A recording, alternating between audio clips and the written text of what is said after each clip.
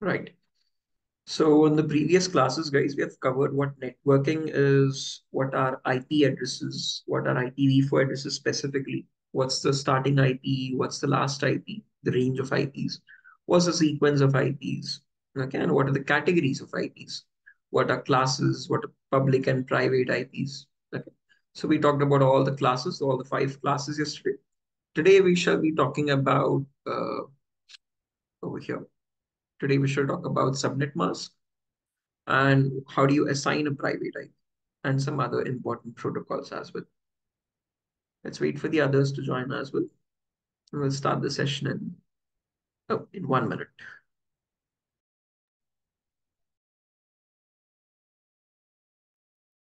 Hello, hi sir, good evening. This is Vasundar here. Today I joined you. Hi, Vasudev. Just in case if you want to access the older sessions, Vasudev, they are uploaded online in YouTube on the official channel of DURGASOFT. So again, if this is your first session, nothing to worry. You can always go through those recordings, and if you have any questions, you can connect back with me in the Okay. upcoming sessions Uh, as just I want to know well. I have few doubts about my option over here. Can I ask now or end of the session? No, no, you can ask them. So actually, I'm working professional right now, or I'm working in automobile sector, Okay. and I have 6.5 years of experience in design and development of product. But I mean, I want to switch my career to some other field. That's why I choose cyber security. How it is useful as a mechanical engineer? I mean, is it related to the automobile cyber security, or how exactly is this? Not exactly mechanical engineering though, Vasudev, because again, this is all about you testing the security of endpoints, okay? Whether it be routers or mobile phones or servers or firewalls, etc. So when you talk about automobile engineering, there's something related called IoT pen testing. So in IoT pen testing, you basically try to find vulnerabilities in smart devices. So even in your cars, you have some smart Mm. features, trying to again control a car through the remote. Okay, so that's all about again the signal hacking, the wireless signal hackings, RFID hacking. So that is Yeah. some part of relation in that automobile industry. But again, if you specifically talk about mechanical, there is no relation at all. So if you're getting into cybersecurity, you would have to start fresh. Okay. In this domain, you learn any penetration testing on any of these devices or endpoints. And after this course is done, you can, if you want to still stick towards in the automobile industry, you can learn IoT pen testing, the specialization in cybersecurity. So that could be a helpful choice, Okay. right? But again, this course doesn't focus on that. This is all a very intermediate level course. After this course is done, some people choose the specialization IoT. Yeah. So you can go towards web pen testing or mobile pen testing or again IoT pen testing or cloud pen testing. So after this course is done, you're supposed to choose one of those specializations. So again, you would have to look into that course or that pathway, I would suggest. Okay. Okay. Thank you, sir. Okay, right. Hmm. Any other questions, guys? In the meanwhile,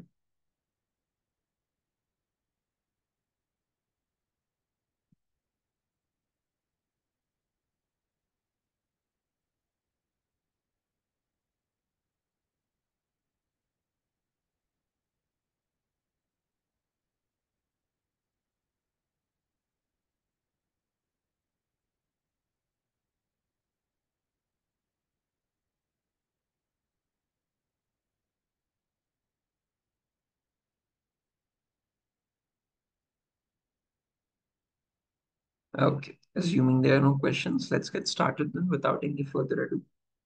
1 second.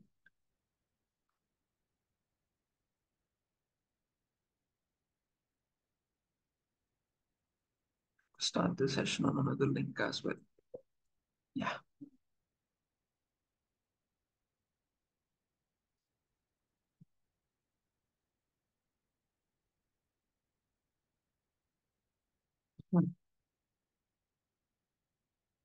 Okay, so yeah, so in today's class, guys, we talk about subnet mask. Okay, first. So in the last session, when we tried to check what our private IPs are, we got to know that our system's private IP is shown with the IP config command. And here you can see my system is getting the private IP 192.168.0.4. That's my system's IP. And the router's IP, which is also commonly known as default gateway, is 192.168.0.1. So the last line represents my router's IP. The first line represents my own system's IP, this laptop's IP. Okay. Now, there is one more value in between called subnet mask. Now, what is this? 255.255.255.0. Okay. So the subnet mask is for the computer to identify which IP belongs to which category or which class. Okay. So we all know that there are three classes, class A, B, C, in which you have private IPs. Class A has one network portion and three host portions. Class B has two network portions and two host portions. And Class C has three network portions and one host portion. But how does a computer understand that? How does a computer differentiate between a network portion and a host portion? So for that, the computer takes the network portion bits with the value of 1 and identifies the host portion values with the value of 0. So in Class A, where you have one network portion and three host portions, in the first octet, you have all ones, and in the last three octets, you have all zeros. Okay. And when you convert that, when you put all ones from binary to decimal, that becomes 255, and all zeros becomes 0 itself. So class A has one network portion with 255 and three host portions with zeros. So the subnet mask is 255.0.0.0. So when your computer gets this subnet mask assigned, it understands, okay, so I am connected in a class A network and I can connect maximum 255 into 255 into 255 devices. Now, when you talk about class B, it has two network portions and two host portions. So therefore, subnet mask is 255.255.0.0. And finally, in class C, you have three network portions and one host portion. So the subnet mask is 255.255.255.0. So when your computer sees that subnet mask as 255.255.255.0, it understands that this IP belongs to class C. And in class C, you can only connect a maximum of 255 devices. So it understands the range, the first IP and the last IP as well. Okay. So the subnet mask is for the computer to identify its class of IP and the range of its IP, of its network. Okay. So that's what subnet mask is for. Okay. Is that clear, everyone?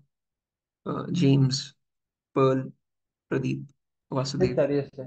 John, right? Moving Yeah, on. yes.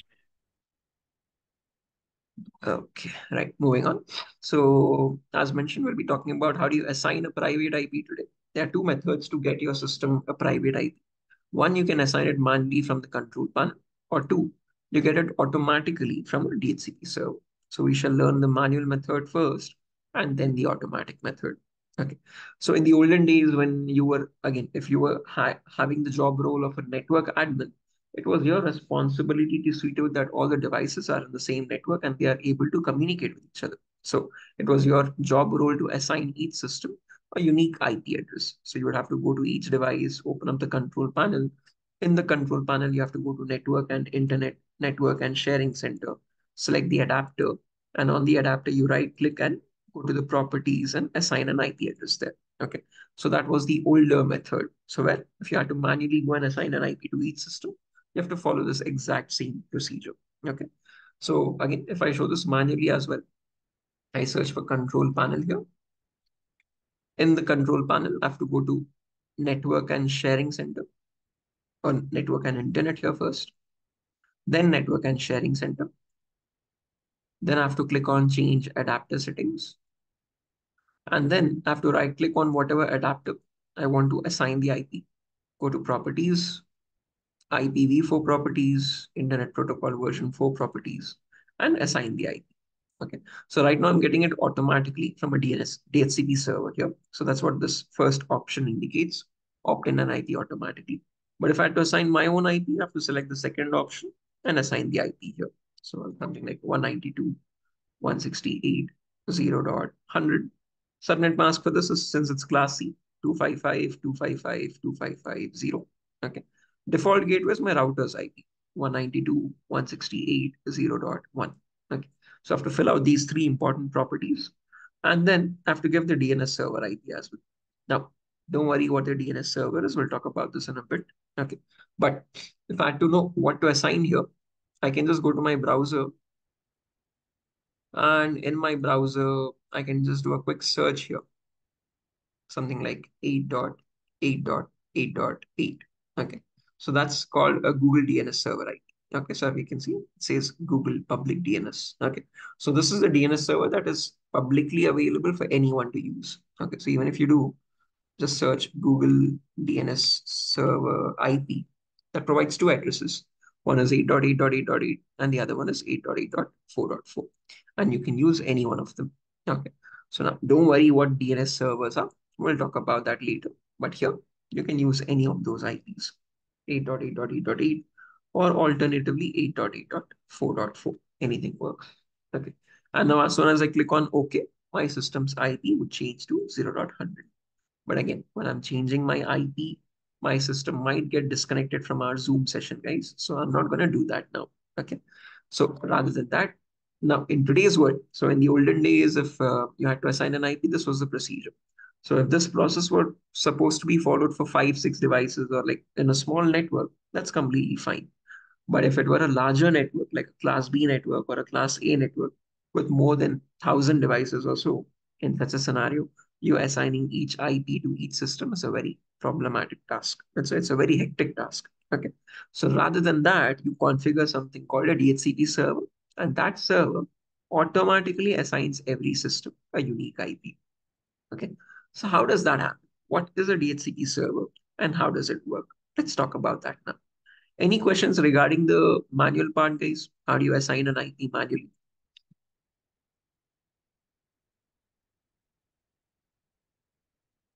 James, any questions? Pradeep, any No, sir. questions? No, sir. No question. John, Pearl, Samuel, Vasudev. No, sir. Right. Moving on. So again, as mentioned, when you have to assign the IP through a DHCP server, let's talk about what a DHCP server is first. It stands for Dynamic Host Configuration Protocol Server. Okay. And basically, from the name itself, you can figure out what it does. It is to dynamically or automatically configure an IP address, an internet protocol address to every host in the network. And that happens with something called the DORA process. Yeah. So basically, whenever you have a DHCP server in the network, this DHCP server has a pool of IP addresses. So it's getting the first IP, excluding that IP, all the other IPs in the network are available in the pool. And from that pool of free IPs here, to each device, it assigns a unique IP again. Okay. And whenever that IP is assigned from the pool, it's removed again. Okay. So that's not existing in the pool anymore. Okay. So it assigns each unique system in the network a unique IP from its pool of free IPs. And the process with which it assigns these IPs is called the DORA process, DORA. Okay. So we'll talk about what this DORA process is and how a DHCP server assigns an IP now. Okay. So let me show this with a very simple diagram. So I'll open up my browser here first. Just a second. So let's assume in my network now, there's a DHCP server here. Okay. So in our home networks, our Wi-Fi router itself acts as a DHCP server, guys. So again, your Wi-Fi router or your DHCP server is one and the same device actually. So your Wi-Fi router has the DHCP protocol installed in it. Okay. And your DHCP server usually gets the first IP, just like the router. Since it's the same device, it has the first IP in the network. And this has a pool of free IPs in it now. Okay. So 192.168.0.2, that's the next IP. Then 192.168.0.3, then 192.168.0.4. Like that, it has the pool of all the IPs here. 0.254, 0.255. Okay. Now, please note, you can never assign 0.255 to any system. This is also commonly known as broadcast IP. So the only usable IPs you have are from 0.1 to 0.255. Now, what is this broadcast IP? I'll explain in a minute. Okay. So whenever there are new devices connected in the network, so if I have one device here and if I have one device here, your DHCP server automatically assigns each device a unique IP from the pool. So this might get something like 192.168.0.2, and this becomes 192.168.0.3. And whenever those IPs are assigned from the pool, those IPs are removed now. So 2 and 3 are removed. So now the pool starts at 4, 5, and 6. Okay. So this is assigned with something called the DORA process. Now, what is this DORA and how does it assign IPs? So let's assume I bring one more device in the network. Okay. So whenever a new device is connected in the network, and if you select that option on this device, obtain an IP automatically in the control panel, the first thing that this device does now is it starts sending a packet to every other device in the network. So this is commonly known as broadcasting. So it broadcasts something called a discover signal. How does it do that now? It sends a packet on this IP, 192.168.0.255. So whenever a packet is basically sent on this IP, that packet is sent to every other device in the network. Okay, so that is basically one to all, which is known as broadcasting. So when you send a packet to the broadcast IP, the packet is sent to every other device in the network. Okay, and this packet is called the discover packet.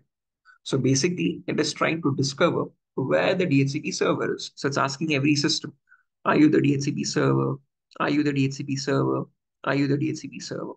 When the packet reaches the wrong systems or the wrong devices, they just ignore the packet. They don't respond to it. Okay.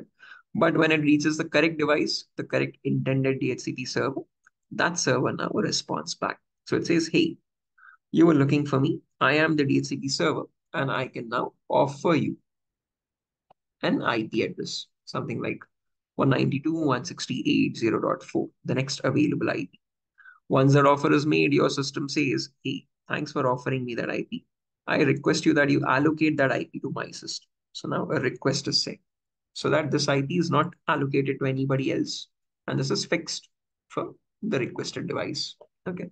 And for that request now, your DHCP server sends a confirmation, something called an acknowledgement. Okay. So this final message is the acknowledgement. And with that acknowledgement, this IP 192.168.0.4 is assigned here. Okay. And then it's removed from the pool again. So now the pool starts at 0.5 instead. Okay. So this entire process, DORA, discover, offer, request, and acknowledgement, is what happens in the background when you select the option obtain an IP address automatically. Okay. So the DORA process stands for discover, offer, request, and acknowledgement. Okay. And all of this happens very spontaneously, guys. I'm pretty sure you must have observed this at least once in your life. Whenever you connect to a new Wi-Fi router, when you enter the correct password and click on connect, after authentication, your phone shows a message obtaining IP address. I'm not sure how many of you have ever observed that, but during that message, the DORA process occurs. And after the IP is assigned, then you see the new message connected. Okay, so when you see connected here, that means that basically your phone got the IP from the DHCP server. Okay, so this is what happens in the background whenever you select obtain an IP address automatically. Okay. And if I had to show you my DHCP server practically, I can just log into my router here 192.168.0.1. This is my router's IP. I'm using a TP-Link router in my network. And if I log into my router, you can see if I go to my network, LAN settings, and you can see my Wi-Fi router itself is acting as a DHCP server. It's getting the first IP in the network. And here is the pool of IPs from 0.2 to 199. So I'm not using the entire network. I've fixed it at 199. And from this pool itself, all the other devices are getting a unique IP. So there's 0.2 assigned, 0.4 assigned to each of these devices here. Okay. And yeah, as mentioned, this is how your Wi-Fi router or DHCP server automatically assigns an IP to each device connected in the network. Okay. Any questions, any doubts up to this point? So we can set the limit also for it, right? For DHCP. Yes, you can set the pool limit. So how many devices do you want to have in the pool? You can modify that. Okay. So in my class C network, I can connect a maximum of 255 devices, not more than that. Okay. So you can set the limit as 250, again, sorry, 254 actually, usable IPs. So I can set it up to a maximum of 254, or I can reduce that to my choice. Okay. And just on general question, like if once it is allotted to 02 for one Mhm. system and it is Mhm. disconnected, And the next IPS will start with 03 or with the 01 itself. Usually it goes in a sequence itself. 0.1 is assigned to the DHCP server itself, right? So that IP can never be assigned to another system. So if I log into my router again, if you notice 0.1 is already assigned to the router here. So Yeah. my router or DHCP server is 0.1. Okay. And from 2 to 199, I have the pool. Okay. So 2 was connected. 3 was connected in between, maybe. So that's why it's still occupied somewhere. It doesn't show what device is occupying it. But after something called a lease time, so you see there's something called lease time here, 1440. So this is 24 hours actually in minutes. Okay. So after that lease time, if the device doesn't connect back, okay, that IP comes back to the pool here. So it gets added back in the pool. And if there's a new device, that IP gets assigned to that new system. Okay. So someone 03 must will have be connected to my after network and got disconnected. That's why there's three not shown here right now. Okay. So the only available clients are two. Okay. But after the lease time, if that device doesn't connect back, that 0.3 comes back to the pool again. Okay. Is that clear? Vasudev. Yeah, yes, sir. Understood. After 24 hours, the 03 will be back Yeah, to the if D. that device doesn't connect back. If it connects back, then again it gets refreshed. So if the device is available, it performs the DORA again and it assigns it for another 24 hours. Okay. If the device is not available, the IP always comes back to the pool. Okay. Sir, what Right. is the default domain, sir, here? What Default is the domain. meaning of domain here, after the default gateway? Where do you see domain here again? Oh, here, default domain. Again, if I want to assign a name for this router, so if for my DHCP server, there's no name right now. It only has a private IP. So if I want to assign a name, I can give a name here, something like DHCP server or something. Okay. So if I specify a name, now I can go to my browser. And if I type DHCP server, it will directly open up the router itself. So I have not assigned any name. So if you want, you can assign a domain name here, okay, which is local to your network. Okay, that's what domain stands for. Okay, you can either connect to this through the IP or the name that you specify. Okay, that's what default domain stands for. Is that clear? Who was asking the question? Yes, sir. Yes, sir. Oh, Pradeep. Okay, right. So yeah, that's that about DHCP, guys. Moving on, let's talk about a DNS server now. Oh, sorry. Yeah. So what is a DNS server and why do we need a DNS server? Okay. To understand about DNS server, we can take a very simple example, the example of your contact application in your phone. Okay. So everyone has a phone, and the phone you have your contacts application. And what does the contacts application do? It links contact names with contact numbers. So for example, if you have to save my number, there is a 10-digit SIM card number that I own. And to that 10-digit SIM card number, when you want to save it in your contacts app, you assign a name to it. You can assign Shoaib, cybersecurity trainer, DURGASOFT trainer, whatnot. It's your choice. Okay. Now, when you want to contact me, when you want to place a call to my number, you search by the name itself. So because you don't remember the number, obviously, you have huge series of numbers in your contacts are 100, 200 numbers, and it's practically impossible for everyone to remember all those numbers. Okay. So again, there might be some exceptional candidates who do, very rare, God's miracles. But again, not all of us might remember all the contact numbers. Okay. So what we do is when you have to search, you search by the contact name that you assign, right?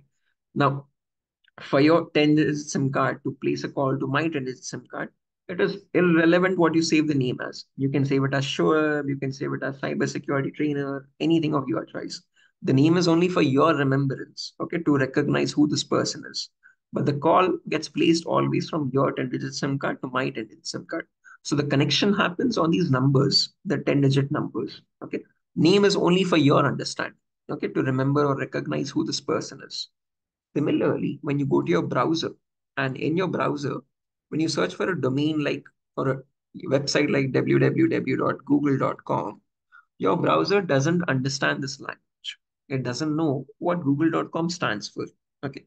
What it needs here to connect to Google is the public IP of the server on which this website is hosted. So somewhere on the internet, there is a huge server. And on that server, you have this website google.com hosted. Okay. And that server has a public IP. So what your browser actually needs to connect to google.com is that public IP. Okay. But where does it get that public IP from?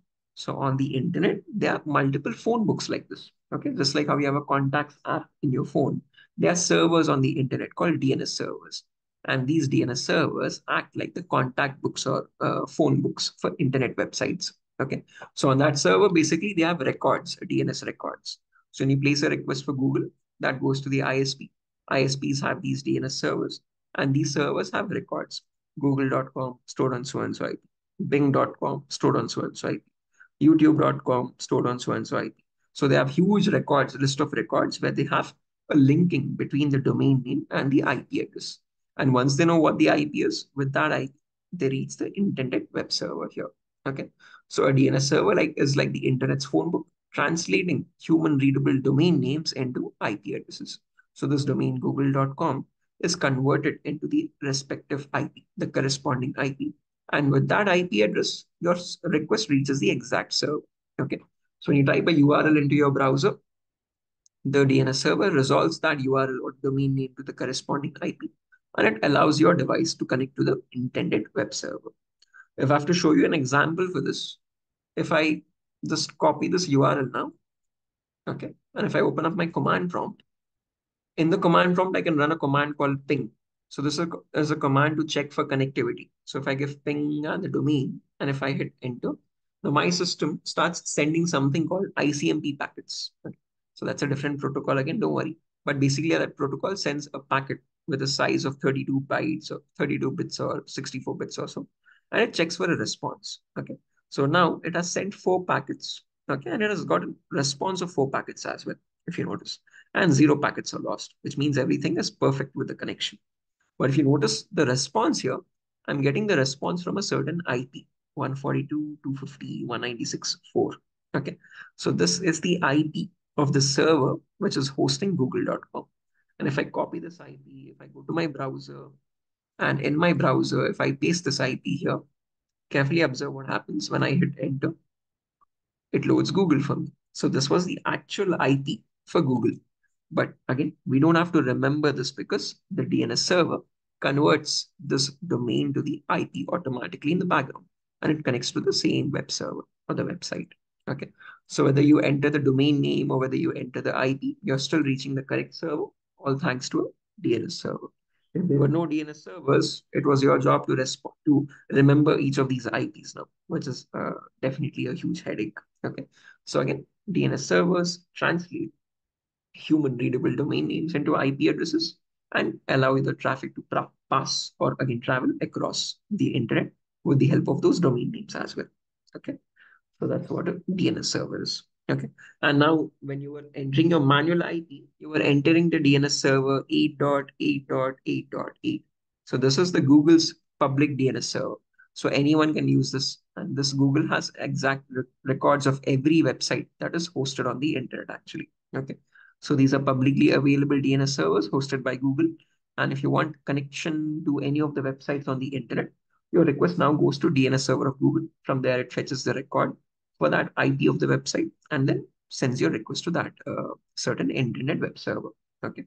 So if you don't have your DNS servers, you can always use Google's DNS servers for free. 8.8.8.8 or 8.8.4.4. Those are publicly available DNS servers. Okay. Is that clear, everyone? Any questions, any doubts up to this point? James, Michael, Pearl, Pradeep, Vasudev.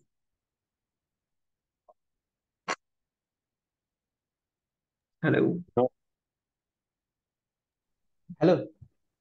Yeah, Pradeep. Yes, sir. If I request, then it will at first it go at our own ISM ISP DNS or in Google DNS.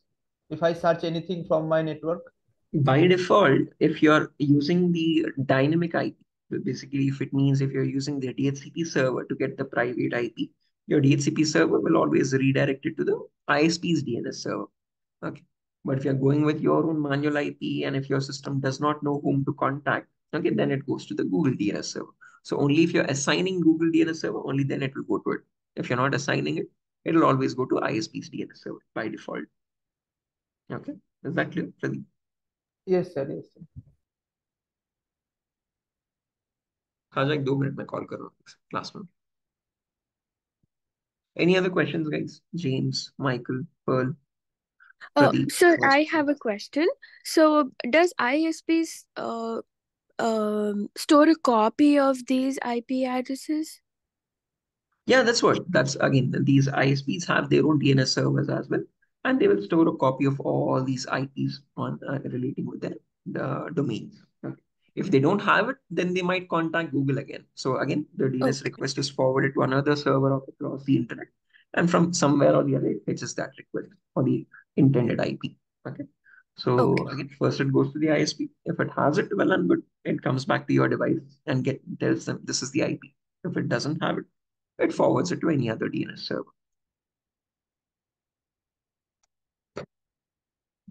Any other questions, guys? No, sir. Right. So there's one more topic left out actually. There's something called as special IPs, but we leave this for tomorrow. So in tomorrow's class, I'm going to talk about what these special IPs are. And along with this, we'll also be covering the first practical session. So tomorrow I'm going to show you how do you install VMware. So this is again a virtualization software. This is required for lab simulations. Okay. So this allows you to install multiple operating systems in one singular device. Okay. So this allows us to install something called Kali Linux, Windows 7, etc., etc. These are virtual machines. And this is a very important operating system for us, which we'll be working on throughout the entire sessions. So tomorrow, I shall be showing you step by step how do you install VMware. And in this VMware, how do you install this operating system called Kali Linux? Again, a very important operating system in cybersecurity because this is something which comes pre-installed with all the tools required for cybersecurity.